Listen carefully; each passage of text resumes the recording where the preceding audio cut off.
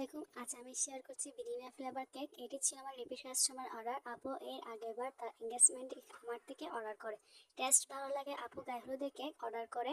আর আমার vanilla flavour cake customer অনেক বেশি পছন্দ করে, কারণ আমার ভ্যানিলা ফ্লেভার কেকে আমি মিল্ক সিরাপ এবং হোয়াইট চকলেট চিপস ইউজ করি, যেটা ভ্যানিলা ফ্লেভার স্বাদ দ্বিগুণ বাড়িয়ে দেয়। আর যেহেতু ডিজাইনটা সবগুলো ছিল ক্রিমের মধ্যে, তার জন্য আপু বলেছে ক্রিম কম দিতে, তাই আমি ক্রিম কম দিয়ে এই ডেকোরেশনটা করি।